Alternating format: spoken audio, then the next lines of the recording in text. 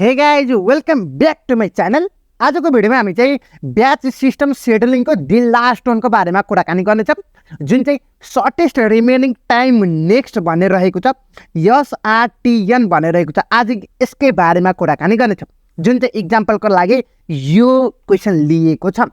र चिन्ता नगर्नु होला, यस्तै खालको इक्जाम्पल चाहिँ फर्दर भिडियोहरूमा पनि एभाइलेबल गरिदिन्छु। सो मेक स्योर कि च्यानललाई सब्सक्राइब गर्नु होला र नोटिफिकेसन अन चाहिँ गर्न नबिर्सनु होला। ल अब कुनै पनि ढिला नगरिकन डाइरेक्ट यो क्वेसनतर्फ लागौँ। योभन्दा अगाडिको भिडियोमा म तपाईँलाई यो दुईटाको बारेमा कुराकानी गरिदिएको छु, प्लेलिस्ट चाहिँ चेक गर्न सक्नुहुन्छ।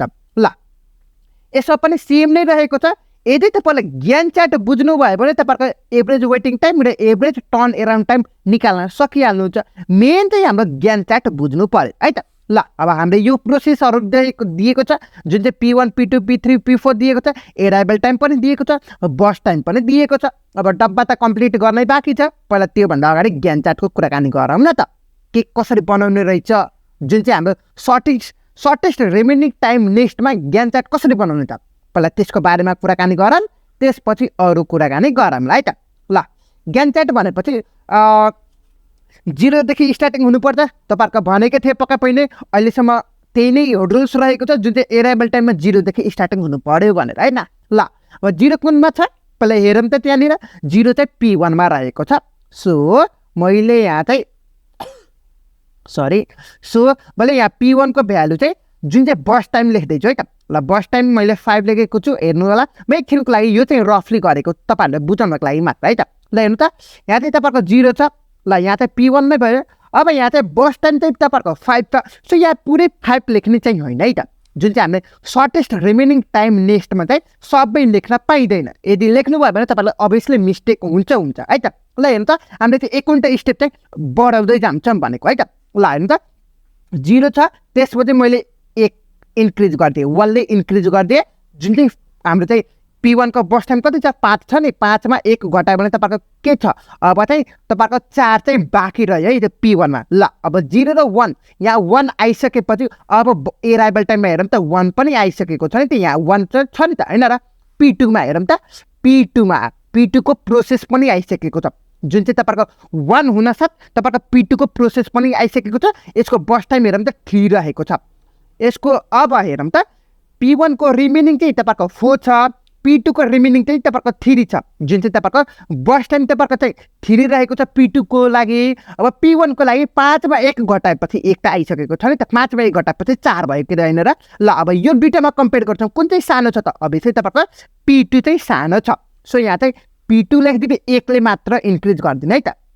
तपाईँहरूको अब 2 ले पनि इन्क्रिज गर्न मिल्छ, नमिल्ने होइन। तर यहाँ चाहिँ हेर्नु त, एराइभल टाइम चाहिँ कति छ, 0 1 2 4 छ नि त। त्यसको कारणले गर्दाखेरि मैले 1 ले इन्क्रिज गरेको मात्र बुझ्नु होला है त। ल यहाँ 1 छ, अब 1 ले इन्क्रिज गरेपछि तपाईँहरूको 2 छ। सो त्यही भएर अब P2 मा पनि 1 घटायो नि त।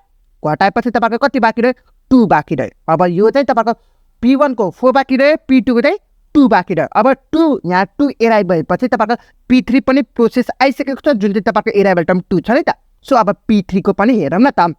P3 को तपाईँहरूको के छ, बस टाइम तपाईँहरूको 4 छ नि त होइन र। ल अब हेरौँ त, बाँकी तपाईँको कतिवटा हुने भयो, अब चाहिँ 3वटा प्रोसेस हुने भयो। 3वटा मध्येमा तपाईँको 4 छ, 2 छ, 4 छ। कुन चाहिँ सबभन्दा सानो छ, अब चाहिँ तपाईँको P2 चाहिँ सानो छ, किनकि 2 नै छ नि त होइन। सो मैले यहाँ P2 गरेर फेरि मैले 1 ले इन्क्रिज गरिदिएँ।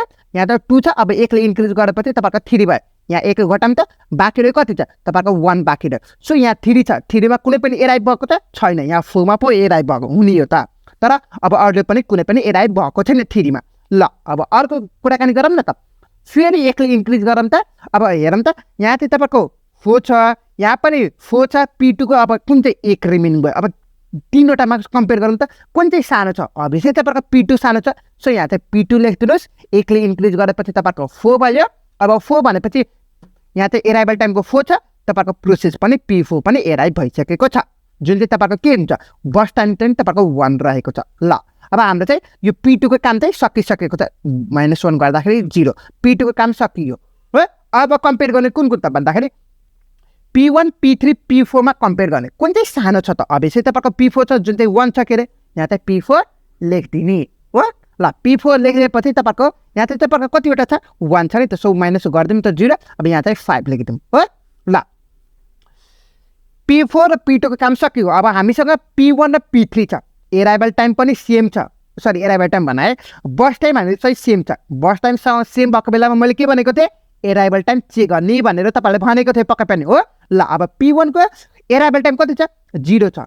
बस टाइम त सेम त भयो नि त होइन र। हेर्नु त घटाउँदाखेरि तपाईँको यो 4 छ, रिमेनिङ भयो नि त 4 हो। रिमेनिङ भयो 3 पनि 4 नै छ। P3 भनेको 4 नै छ हो। यो दुईटा चाहिँ तपाईँको के भयो, बस टाइम भयो। बस टाइम सेम भएको छ नि त यहाँ, यो पनि 4 यो पनि 4। सो बस टाइम सेम भएपछि एराइभल टाइममा हेर्ने है त। ल एराइभल टाइममा हेर्दाखेरि कुन चाहिँ सानो छ त, P1 र P3 कोमा। P1 र P3 मा कुन चाहिँ सानो छ, अभियसली तपाईँको 0 सानो छ। 0 सानो भएपछि यहाँ चाहिँ के लेख्ने त भन्दाखेरि P1 लेखिदिनुहोस्, 1 ले इन्क्रिज गर्नु त। 1 ले इन्क्रिज गर्दाखेरि तपाईँको कति हुन्छ, 6 भयो, जुन चाहिँ 1 घटाउनु त तपाईँको 3 भयो हो। अब तपाईँको यो चाहिँ सबै सानो छ, अरू कुनै पनि छैन नि त। सो तपाईँले यस्तो पनि गर्न मिल्छ। यहाँ चाहिँ डाइरेक्ट P1 अब तपाईँको 6 मा अब यो पुरै लेखिदिनु त 9 भयो हो।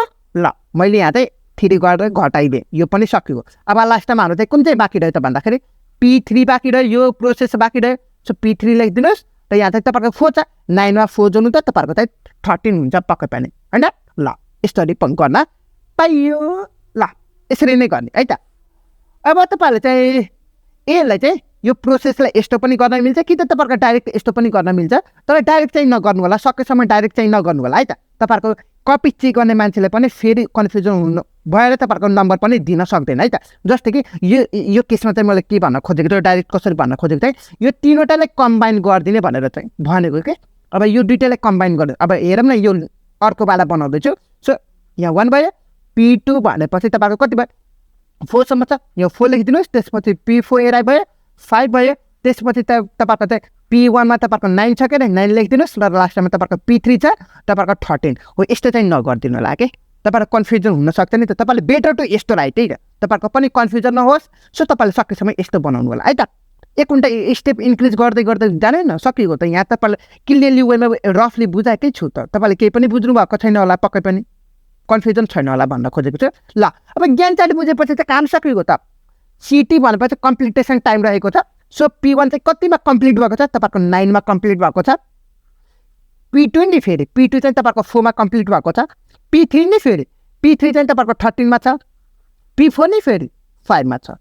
कम्प्लिट हुने टाइम चाहिँ कम्प्लिटेसन टाइम रहेको छ। सिटी मैले सर्टकटमा लेखेको छु। ल अब टर्न एराउन्ड टाइम निकाल्दैछु, जुन चाहिँ हामीले चाहिँ सिटी जुन चाहिँ 9 माइनस एराइभल टाइम जुन चाहिँ 0 गर्नुपर्ने हुन्छ, 9 नै भयो। 4 - 1 गर्दाखेरि तपाईँको 3 भयो। 13 - 2 गर्दाखेरि तपाईँको 11 भयो। 5 मा 4 घटाउँदाखेरि तपाईँको अभियसली 1 हुन्छ। र टोटलमा गर्नु त 9 र 1 10, 10 20 24 हुन्छ होला पक्कै पनि। र यसको एभरेज निकालौँ त। एभरेज कसरी निकाल्ने भन्दाखेरि एभीजे डट टोटल के अरे टर्न एराउन्ड टाइम निकाल्दैछौँ, जुन चाहिँ 24 रहेको छ। डिभाइड बाई कतिवटा प्रोसेस छ तपाईँहरूसँग, 4वटा रहेको छ। सो डिभाइड बाई 4 गर्नुहोस्, जुन चाहिँ तपाईँको 6 आयो। एभरेज चाहिँ 6 आएको छ। टर्न एराउन्ड टाइमको एभरेज चाहिँ निकालेको छौँ। अब वेटिङ टाइमको निकाल्दा बाँकी छ। वेटिङ टाइमको निकाल्दाखेरि हामीले के गर्छौँ, TAT जुन चाहिँ टर्न एराउन्ड टाइम माइनस बस टाइम गर्छौँ, जुन चाहिँ 9 - 5 गर्दाखेरि तपाईँहरूको 4 भयो। त्यस्तैमा 3 - 3 गर्दाखेरि तपाईँको 0 भयो। 11 मा 4 घटाउनु त तपाईँहरूको 7 हुन्छ होला पक्कै पनि। 1 - 1 गर्दाखेरि 0 भयो। क्यालकुलेसन गरौँ त, तपाईँको 11 भयो के अरे हो। अब 11 भएपछि यो टोटल भयो क्या भन्न खोजेको थियो। टोटल वेटिङ टाइम भनेपछि तपाईँको 11 भयो। अब यसको एभरेज निकालौँ त। एभीजे डट वेटिङ टाइम भयो, जुन चाहिँ तपाईँको 11 डिभाइड बाई 4वटा प्रोसेस छ। सो डिभाइड बाई 4 गरौँ, जुन चाहिँ तपाईँको 2.75 भयो। यो चाहिँ तपाईँको वेटिङ टाइमको एभरेज भयो। यो चाहिँ टर्न एराउन्ड टाइमको एभरेज भएको छ। र यो हाम्रो ज्ञान चार्ट भयो, सकिएको त। यति नै गर्ने है त। ल इक्जाममा आयो भने यसरी नै गर्ने है त। ल this one is the first example. अब अर्को इक्जाम्पल चाहिँ फर्दर भिडियोहरूमा कुराकानी गर्नेछ। सो फर द्याट च्यानललाई सब्सक्राइब गर्नुभएको छैन भने च्यानललाई सब्सक्राइब गर्न नबिर्सनु होला। See you in the next video. Till then, have a good day.